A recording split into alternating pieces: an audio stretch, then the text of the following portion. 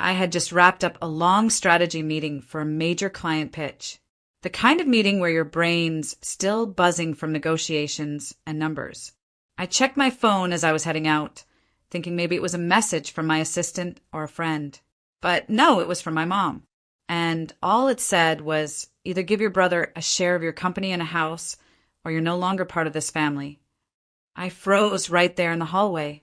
My heart started pounding like I'd just run a marathon.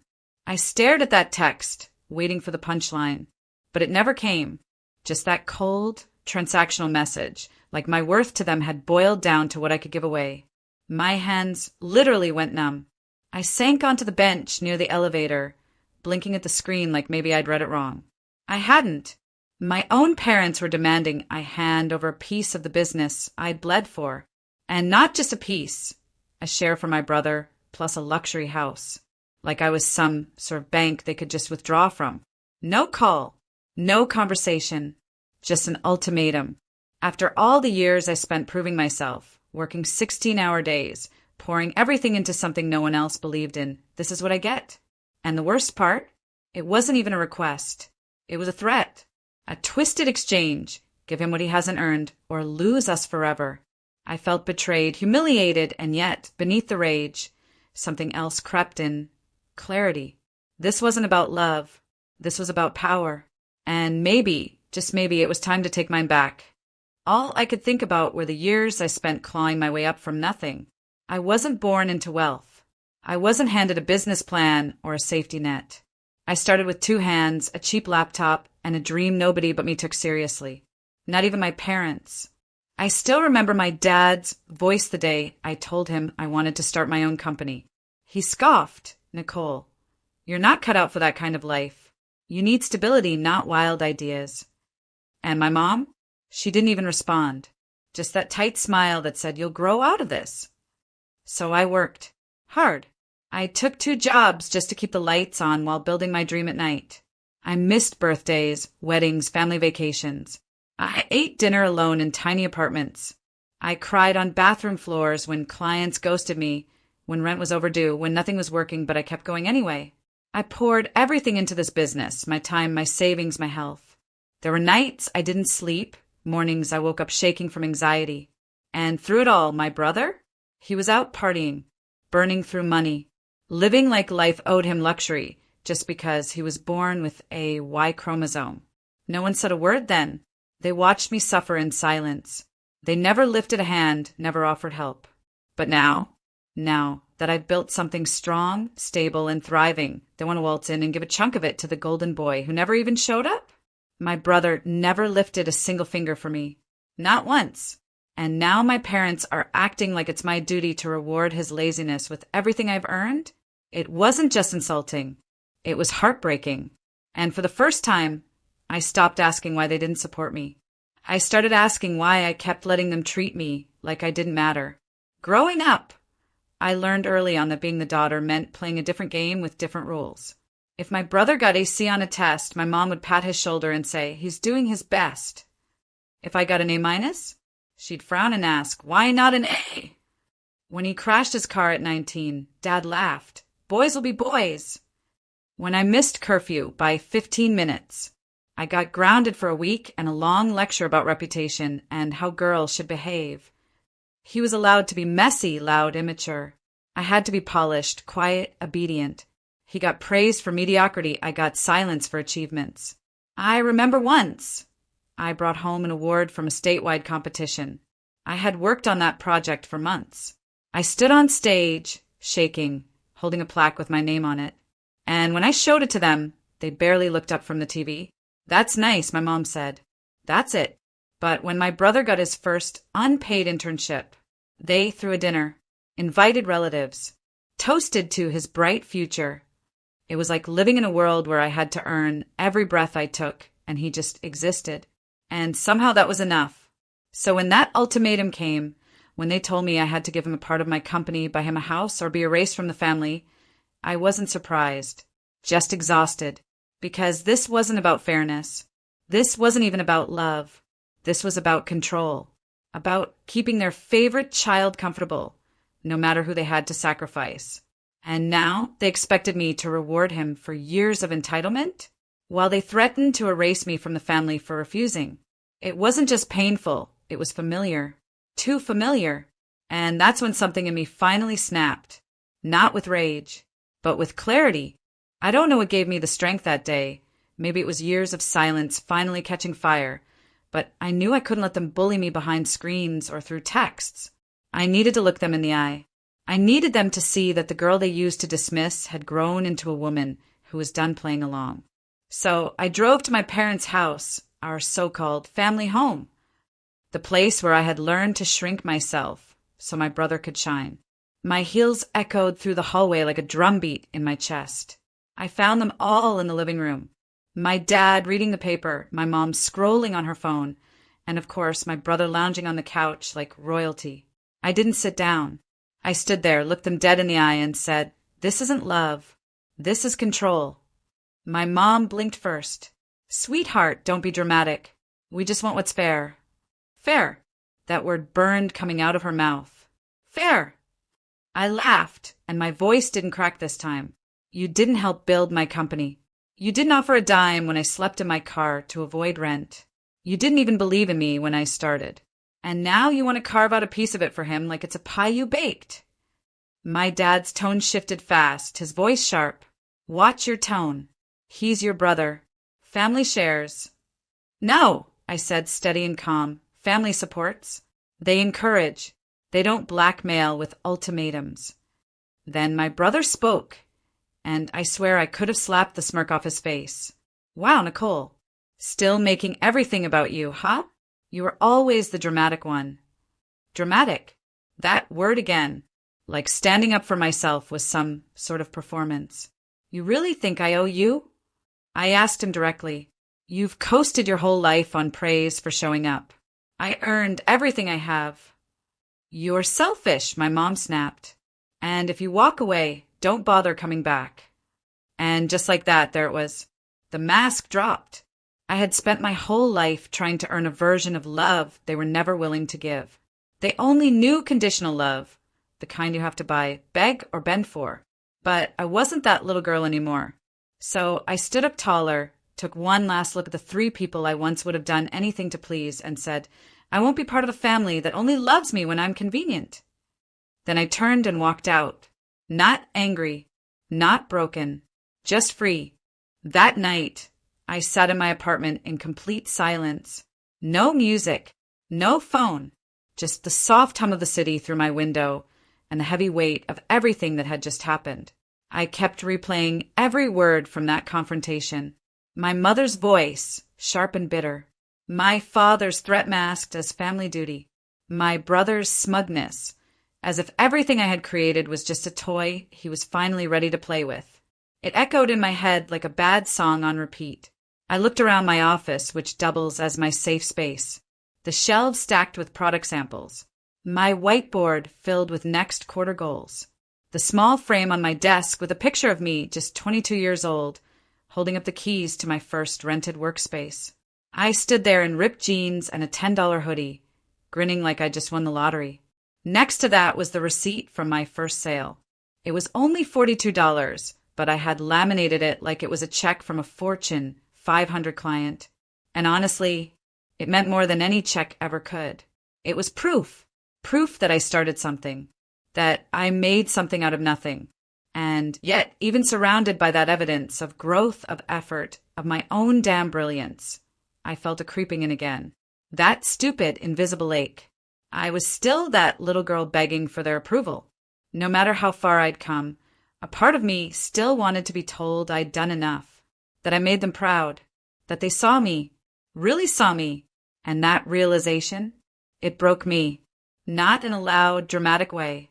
There were no screams or sobs, just a quiet cracking deep inside, like ice giving way beneath your feet. I curled up on my couch and let the tears fall, not out of weakness, but out of release. Because I finally accepted something I should have learned years ago. I didn't need their approval. I needed peace. I needed to stop chasing love with conditions. I needed to stop proving my worth to people who had already decided to ignore it. I needed to reclaim myself from their expectations, from their manipulations, from that twisted version of family they kept trying to sell me. I poured a glass of wine, sat by the window, and stared out into the night. The city lights blinked like stars trapped on Earth. And for the first time in a long time, I didn't feel small under them. I felt steady. I felt real. And right then, I made a promise to myself. No more shrinking. No more silence. No more giving just to be tolerated. I was done letting anyone, even blood, dim the light. I nearly lost everything to ignite. The next morning, I didn't cry. I didn't hesitate. I woke up with a clarity I hadn't felt in years, maybe ever. It was like something in me had finally clicked. I wasn't going to plead anymore. I wasn't going to argue. I was going to protect what I built, and I was going to do it smart. First, I called my lawyer. I'd hired him once before when I was setting up my business, but this time the call felt different. This wasn't just about legal advice. This was about reclaiming control, about securing everything I had spent years pouring my soul into. I want to tighten everything, I told him. Reinforce the structure, lock down the assets, revise ownership protections. And I want to set up a trust, effective immediately. He didn't ask questions. He just said, got it. Let's get to work. And we did. In the span of 1 week, I restructured every corner of my business, transferred critical holdings into a trust with my name as the sole beneficiary, updated my living will, removed my family from all fallback designations, and created backup plans within backup plans. My empire wasn't just secure, it was bulletproof now. They wouldn't get a single piece of it, not out of entitlement, not out of manipulation, not because of some twisted family duty. Not anymore. Then, once everything was in place, I sat down with a pen and a single sheet of paper. No emotion, no rants, just truth. I wrote, Mom, Dad, you made your choice, loud and clear. You chose to support a son who has never worked for anything over a daughter who bled, cried, and fought her way to stability. You gave me an ultimatum. And now I'm giving you my response. I will not hand over what I built. I will not reward entitlement. And I will not stay in a family that treats love like leverage. This isn't revenge. It's a boundary. Effective immediately, I'm stepping away. No contact. No drama. Just silence. Take care. I signed it, folded it, sealed the envelope, and mailed it. No message. No heads up. Just a clean, final goodbye tucked in a plain white envelope. There was something unbelievably freeing about it. I didn't wait for a response. I didn't need one. I knew they'd read it. And for the first time, they'd realize that I wasn't bluffing, that their control over me had expired. When you stop reacting, people start listening. When you stop explaining, they panic. And when you stop giving them access to your peace, it hits different. I didn't post online. I didn't call anyone for validation. I simply moved forward. And the silence that followed, it was beautiful. No guilt texts. No fake apologies. Just the quiet that comes from burning a bridge you were never meant to cross again. I stood in my office that evening, barefoot, sipping coffee, staring at the framed quote on my wall. She remembered who she was, and the game changed. That was me now, no longer seeking permission, no longer shrinking. They gave me an ultimatum. I gave them consequences. And for once in my life, I felt powerful, not because I fought back, but because I walked away. I knew it would cause a stir. I just didn't expect how big the explosion would be. 3 days after I mailed the letter, the fallout began. First came the digital tantrum, from my brother, of course. He posted a dramatic rant on Facebook, the kind where he played the victim while pretending to take the high road. It started with, sometimes people forget who was there for them when they had nothing, and ended with, family should be about giving, not just taking. The irony? He had never given anything in his life but opinions no one asked for. I didn't comment. I didn't even open the comments. But a mutual friend screenshot it and sent it to me with a single line. He's spiraling. Then came my mom. She called 4 times in 1 hour. When I didn't answer, she left a voicemail that started sweet, turned manipulative, and ended explosive. Nicole, I raised you better than this. You're being cold. You're being selfish. Your brother is hurting, and all you can think about is yourself. Do you want to destroy this family? There it was again, love dressed up as guilt.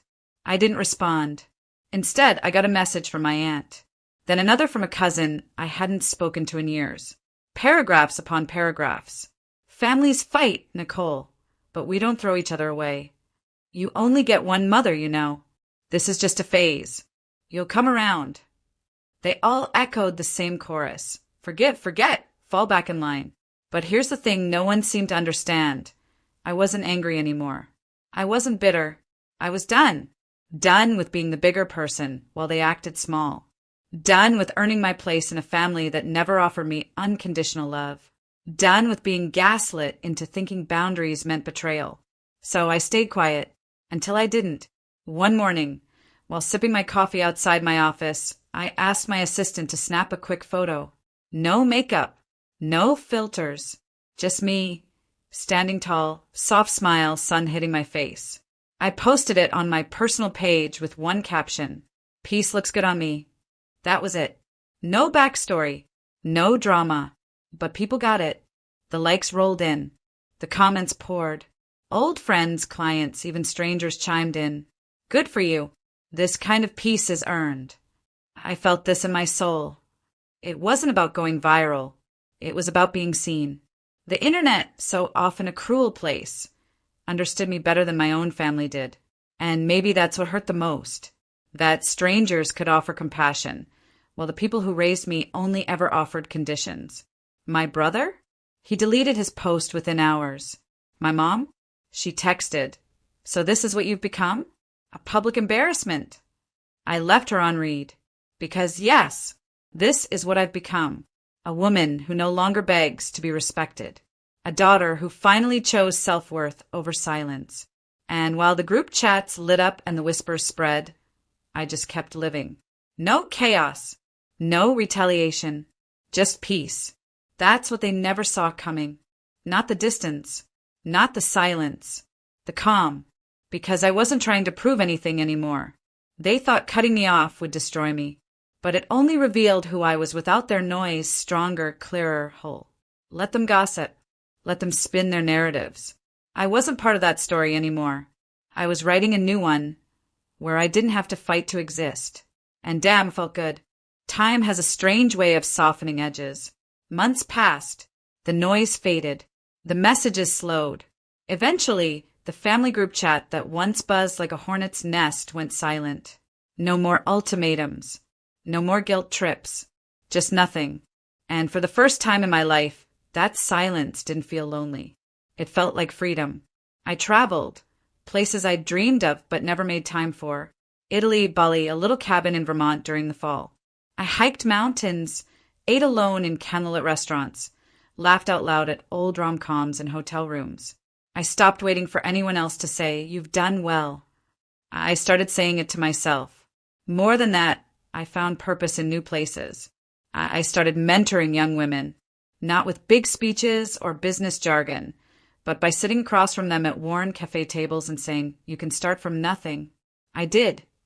Some of them cried. Some of them brought notebooks full of ideas. All of them reminded me why I built my business in the first place, not just to prove something, but to build something that matters. And slowly, I stopped feeling like the daughter who'd been cast out. I became the woman who chose herself. One night, I was on a quiet balcony in Greece. Warm breeze, glass of wine, a soft jazz playlist in the background.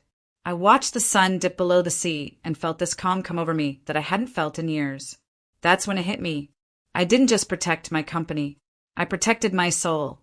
I drew a line and didn't cross it. I didn't scream. I didn't beg. I just walked away. And in doing that, I gave myself the kind of peace no one else ever offered me. As for my family, I wish them healing. I truly do. I hope one day they see how much damage entitlement and manipulation can cause. I hope my brother learns how to build something on his own. I hope my parents understand that love isn't measured by how well someone obeys, but by how well they're respected. But I won't be there to witness it, because some wounds don't need revenge. They just need distance. I don't stalk their social media. I don't ask about them. I don't carry bitterness in my chest. I just don't carry them at all anymore. My story didn't end the day they tried to cut me out. It began, and now I live it with clarity, joy, and a kind of strength I never knew I had. They tried to make me choose between my family and my worth. But in choosing myself, I didn't lose a family. I found me, and that was the best gift I ever gave myself.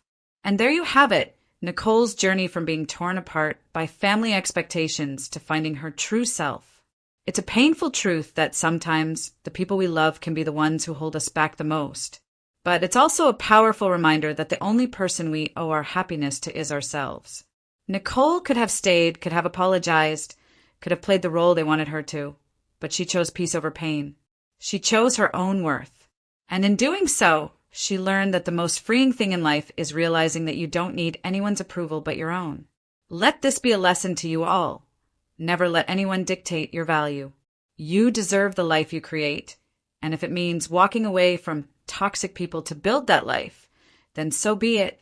If you found inspiration in Nicole's story, don't forget to like, share, and subscribe for more empowering stories. And hey, drop a comment below. Have you ever had to choose your peace over family loyalty? How did you find the strength to do it? I'd love to hear your thoughts. Thank you for watching. And remember, you're worth more than anyone's expectations. Keep choosing yourself. It was supposed to be just a Sunday dinner. But when I walked into my parents' house that evening, I should have known something was off. Everyone was dressed too formally. Even Uncle Mark, who usually showed up in Crocs, had a tie on. And the air, it was thick, like a storm waiting to crack open. Dad stood at the head of the table like a CEO about to fire his lowest performing employee. His jaw was tight. Mom's hands were clasped together, like she was praying for a miracle. And my sister Olivia? She was already smirking. I hadn't even sat down before Dad spoke. "We're here to discuss your failing company," he said, loud and flat, like it was some intervention. Like I was a burden to the brand name they loved more than me. The room froze. I looked around. Every face in my extended family stared at me like I was diseased. Mom leaned forward, her voice dripping with that fake softness she always used before gutting me. "We love you, Rhea. But your pride is hurting this family. It's time we face the truth." Dad didn't even blink. "It's time for a transition. Olivia has business training. She can take over until things stabilize." I blinked slowly. My heart didn't break. It hardened. The audacity. They thought I'd let them walk into my company and hijack it just because a few numbers on a spreadsheet look shaky? "You've been monitoring my business?" I asked, my voice like ice. Dad tossed a folder toward me. "You sent us quarterly updates. We had our accountant look them over." No warning. No conversation. Just a room full of vultures. "I'm your daughter," I said. "Not your employee." Olivia rolled her eyes. "You're being dramatic." And then it happened. A loud gasp cut through the tension. Olivia had gone pale. She was staring at her phone, jaw wide open. Her hand started shaking. "Wait," she whispered. "Why is your face on Forbes?" The silence was louder than any insult they'd ever thrown at me. Uncle Mark leaned in. "What?" She turned her screen around, her voice cracking. "She's on the Forbes 30 under 30 list in tech. It says, oh my God, it says she runs Nairovia Incorporated." Everyone stared at me, like they were seeing a ghost. A ghost they thought they'd buried. I pulled out my phone and casually placed it on the table. A full-page spread glowed across the screen. "Meet Rhea Cole, the quiet mind behind the AI revolution in medical infrastructure." I leaned back in my chair. "My name is Rhea, and from wherever you're watching this, stay with me. Because when your own family tries to bury you alive, nothing tastes sweeter than the sound of their silence when you rise from the grave. What they tried to take over, that wasn't even the real empire. They always made it look like love. But growing up in the Cole household meant learning that love came with terms, conditions, rules. From the moment we could walk, Olivia was the chosen one. She was the daughter who got framed photos on the hallway walls, the one who wore Mom's diamonds to prom, the one Dad introduced proudly at networking events. And me? I was the experiment. "She's different," Mom would say, clutching her pearls whenever I voiced a dream too big. "She's too sensitive," Dad muttered when I cried after being mocked. She's intense. Olivia smirked whenever I tried to be serious about my future. Every talent I had was met with suspicion. I taught myself to code at 14. Built my first app at 15. But instead of praise, my father said, "You spend too much time alone. It's not healthy." When I won a national science competition, Olivia joked that I'd peaked in high school. The truth was, every time I succeeded, they got quieter. I didn't fit their mold. I wasn't dainty or diplomatic like Olivia. I didn't play tennis or fake smiles at country club brunches. I built things, systems, ideas. I questioned rules. I wasn't obedient. I was original. And in our family, originality was treated like a virus. Dad once told me at dinner in front of guests, "Ria will make a good employee one day, just not a leader. She doesn't have people skills." They laughed. I didn't. That night, I stayed up until 3 a.m. reverse engineering a biotech app that would later help me land my first investor. But I never told them, because I learned early. In our home, vulnerability was ammunition. I watched Olivia fail upward. She botched internships, got caught cheating on a business ethics paper, and still got accepted into the Ivy League. Why? Because Dad made a few calls. When I got into a prestigious tech accelerator on my own merit, they didn't even show up to the pitch night. Mom called me later just to ask if Olivia's new website looked too boring. It was always her. Always Olivia. The golden girl with golden hair and golden lies. And me? I became the shadow. The whisper behind walls. The mistake they hoped would quietly disappear. But every bruise they left on my ego became part of the armor I didn't know I was building. Every door they slammed became a blueprint I studied. And the day Olivia stole my laptop and read through my private journals, I realized something that chilled me to my core. They weren't just dismissing me. They were rooting against me. That's when I stopped hoping they'd change. That's when I stopped wanting their applause. I didn't want their love anymore. I wanted something they could never fake. Respect. And the only way to get it was to disappear and build something they'd never see coming. The year after college was the loneliest year of my life, and also the most powerful. On the outside, it looked like I'd failed. The startup I had launched publicly, the one my dad actually pretended to care about, tanked in under 6 months. Mostly because I let it. Quietly. Strategically. The tech world wrote me off. Overambitious. Another dropout with no follow-through. I saw the headlines and let them circulate. And my parents? Oh, they relished it. Dad told a colleague at a gala, which I wasn't invited to, that I was taking some time off to find herself. Mom called one night and said, "Sweetheart, there's no shame in accepting defeat. Maybe it's time to look into something simpler. You're good with people. Maybe a receptionist role?" Olivia sent me a link to a beginner coding bootcamp with a winking emoji. That was the moment I made a decision. If they were going to pretend I was nothing, I'd build everything right under their noses. I moved into a shoebox apartment on the east side. No elevator. One window. One desk. And I started building Nairovia, Inc. Only a few people even knew the name. I filed it under a friend's LLC. Rented P.O. boxes. Used encrypted servers. I didn't want a paper trail. Not because it was illegal, but because I needed it invisible. I'd seen what happened when my family sniffed opportunity. They didn't nurture it. They claimed it. Then they ruined it. I worked 18-hour days. Survived on vending machine coffee and leftover startup pizza. I pitched hospitals and clinics under pseudonyms, refined my AI models at 3 a.m., rewrote algorithms until my eyes blurred. And slowly, quietly, it began to grow. 1 clinic in Ohio. Then 2 in Texas. Then a hospital chain in Kenya wanted in. Nairovia was helping underfunded hospitals triage patients faster, saving lives and millions in wasted resources. We weren't flashy. We were effective. But to my family, I was still the failure daughter, trying to find herself. And then came the signs. I noticed Olivia asking oddly specific questions. About IP. About patents.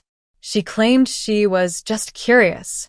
I found Dad's assistant snooping through my LinkedIn network. Mom accidentally called me by Olivia's name on a voicemail. Twice. Then one afternoon, I got an offer from a venture group with suspiciously familiar phrasing.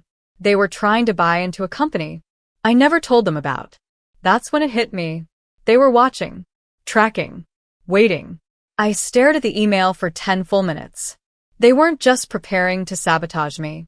They were planning to steal what they thought I had. But what they didn't know was that the company they were eyeing, the one they assumed was my only asset, it was bait, a decoy, an entire false startup built just for them. I smiled. For the first time in weeks.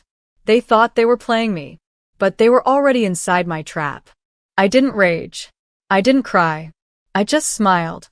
Because the moment I saw their footprints in my digital life, the fake investor email, the sudden interest in my patents, I knew what I had to do. They thought they were clever, but I was raised in their house. I knew how they moved. So I gave them a mirror. I created a fake company, Synthovia Labs. A clean, flashy little shell. Website logos, a few puffed-up client testimonials, and just enough breadcrumbs to make it look real, but unstable. The best part? I made it believable that I was failing. I let a few investor emails leak, delayed fake payroll, posted ambiguous job listings that hinted at desperation. I even had a friend pose as a panicked CFO during a networking event my father attended. Predictably, they took the bait. First, Dad forwarded me a long-winded email. "Ria, I heard Synthovia might be in trouble. We should talk." Then Mom called to check in, after 4 months of silence, to casually mention that Olivia had recently completed a business leadership course. That's when I knew. They were preparing to circle me, like vultures. But I was 10 steps ahead. Behind the scenes, Nairovia was thriving. We'd just closed a major deal with an international health agency. We'd rolled out a beta version of our AI system to 3 hospitals in West Africa. Our server demand was growing so rapidly, I had to onboard 2 new engineers in a single weekend. Yet to my family, I was the same lost girl, sipping expired coffee and dreaming of glory. I let them think I was breaking. I sent Dad vague updates with projected losses. I talked about burn rate and angel investors backing out. I knew the language. I knew what would bait his ego. Olivia called one night with fake sympathy dripping from her voice. "Hey, if you need someone to help manage your mess while you get back on your feet, I'm around. No shame in a little help." I laughed. "Thanks, Liv. I'll think about it." She thought she'd won. They all did. But while they were planning their takeover of Synthovia, I was preparing my debut. You see, Forbes had already interviewed me. They'd done their research, vetted the impact of Nairovia, confirmed my identity, and agreed to feature me in their upcoming 30 Under 30 issue. I just hadn't told anyone yet, not even my closest friends, because I wanted the reveal to burn. I wanted Olivia's voice to crack when she saw it. I wanted my dad to feel that cold panic crawl up his spine. I wanted my mother to look down at her pearls and wonder why they suddenly felt too heavy. And I wanted all of it to happen, not in private, but with an audience. So when my parents invited me to a family meeting to talk about business matters, I accepted.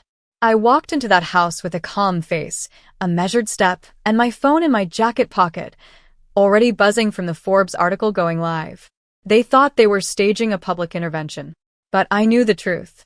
They had just written themselves into my origin story. There's a particular silence that follows a bomb. And in that dining room, after Olivia gasped, after Forbes glowed across her phone screen, that silence hit like an aftershock. No one moved. Dad's hand hovered midair above his scotch glass. Mom's mouth hung open in a frozen half-smile. "Olivia?" She looked like she'd seen a ghost. Correction, she had. The ghost of the sister she buried. They had expected tears. Maybe a plea for help. An emotional breakdown, followed by Olivia sweeping in like the golden savior. Instead, they got Forbes. "Ria, what is this?" Olivia whispered. I didn't answer her. I turned to Dad. "You said we were here to discuss my failing company, right?" He cleared his throat. This must be some kind of mistake. I raised my phone. opened the full article, and let the headline ring out like a war cry across the room. How Rhea Cole quietly revolutionized healthcare AI, the woman behind Nairovia Incorporated. I locked eyes with him. You spent 6 months tracking the wrong company. You thought Synthovia was my legacy? That was the bait, Dad. Mom blinked rapidly, trying to assemble her thoughts. Why, oh, why wouldn't you tell us? Because every time I did, I said, you try to turn it into something that belonged to you. Or worse, gave it to her. Olivia snapped. You're being paranoid. No, I interrupted. I'm being strategic. Something you'd know more about if you'd earned even one thing in your life. That stung. Her face turned red.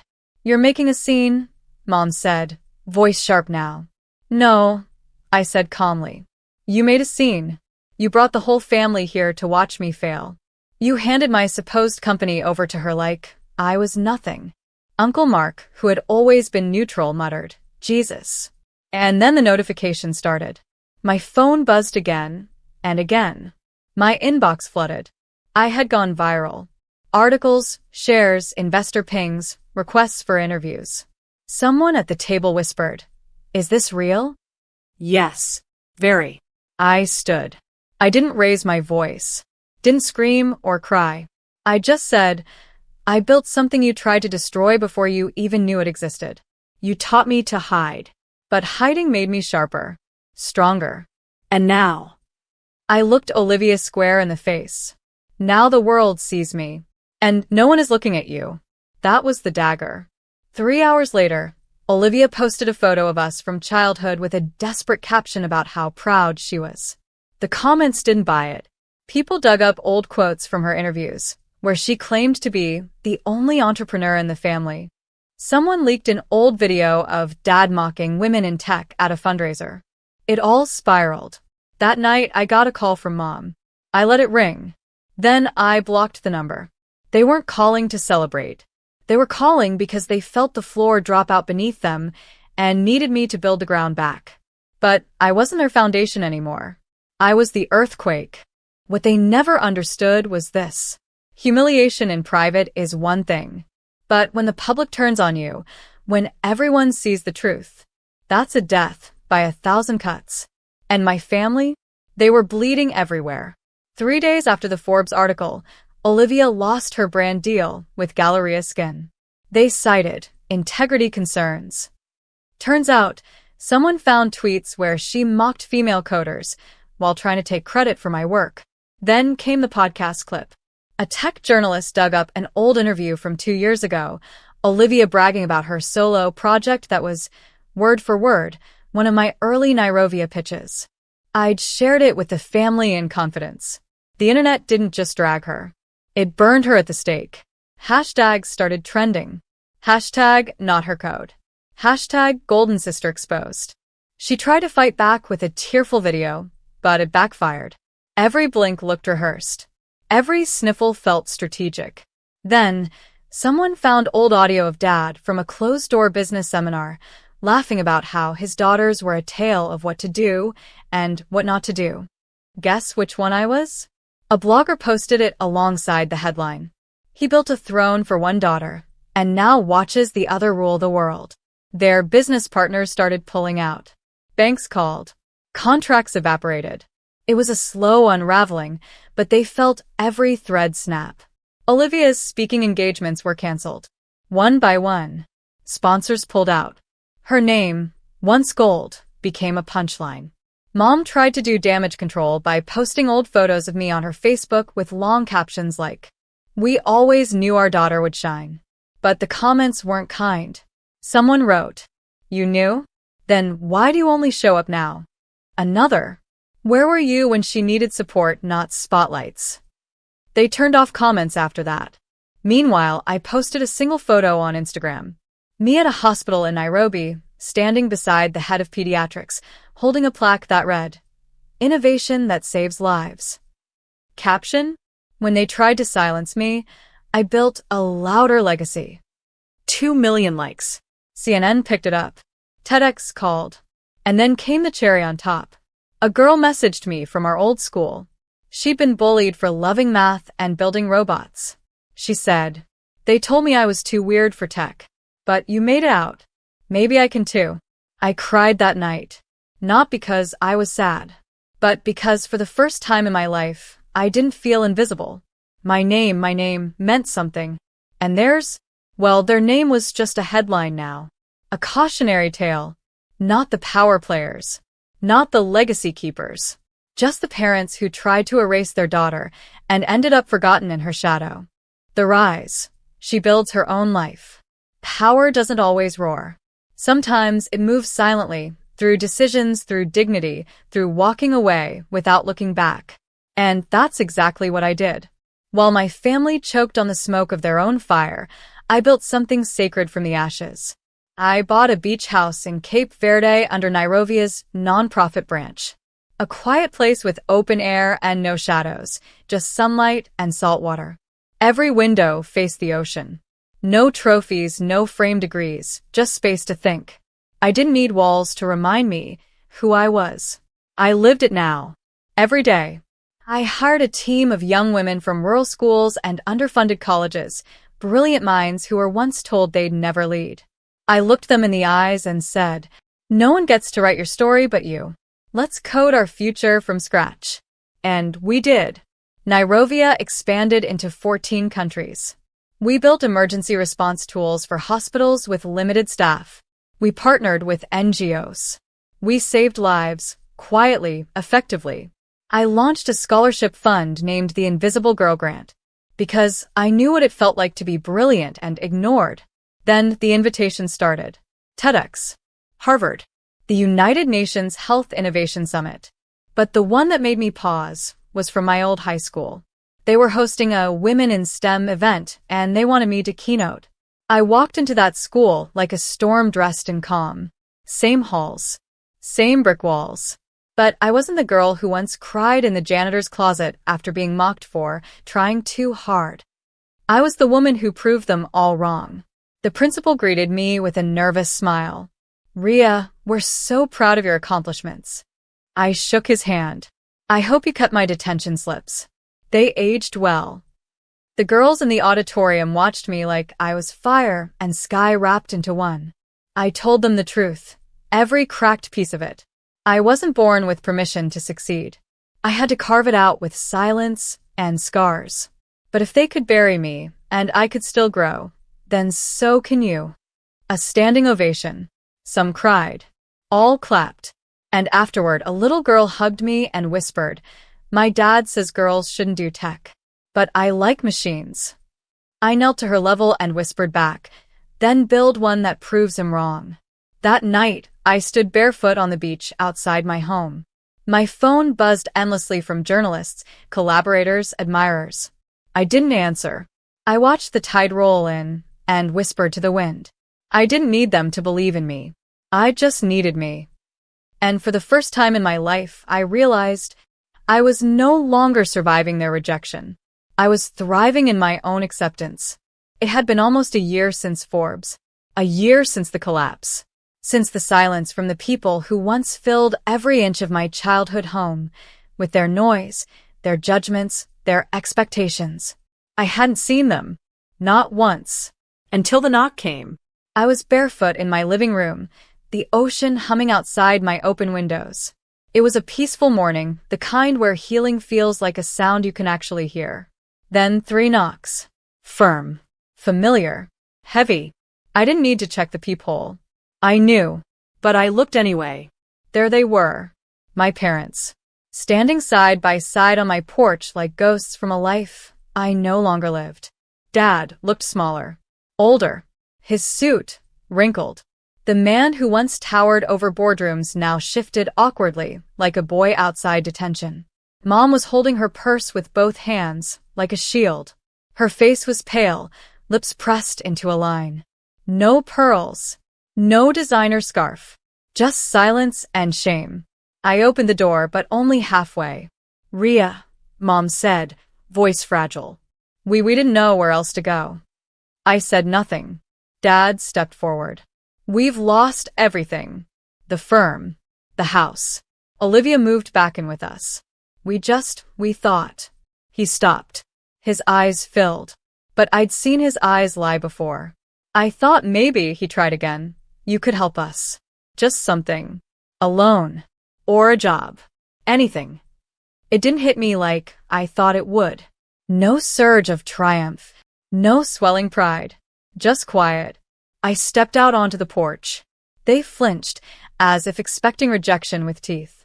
Instead, I handed my father an envelope. He opened it slowly. Inside, a check. Not for millions. Just enough. Enough to live, to eat, to rebuild modestly. No more. No less. Dad stared at the number, stunned. Mom looked at me like I'd slapped her and saved her in the same breath. "You give us this?" she asked softly. "No," I replied. "I'm not giving it. I'm returning it." She frowned. "All the years you invested in making me feel small? That check is just my way of closing the tab. We're even now." Dad opened his mouth. I raised a hand. "I don't hate you. I don't want revenge. I don't need an apology." I looked them both in the eyes. I built this life, so I could finally choose who gets to be in it. And I'm choosing peace. But peace doesn't mean access. I stepped back. They stood there, holding the check like it burned. I didn't slam the door. I didn't cry. I simply closed it. Quietly. And on the other side, I heard Dad's voice crack. "She really did it." I walked back to my window, the breeze brushing through my hair. The ocean rolled in steady and blue, like it always had. I poured myself tea, sat in my silence, smiled, because the girl they ignored, the woman they tried to erase, she no longer needed to be seen. She had seen herself. And in that truth, I had won everything. They tried to bury me, but I wasn't a corpse. I was a seed. And now, they're just part of the soil I grew from.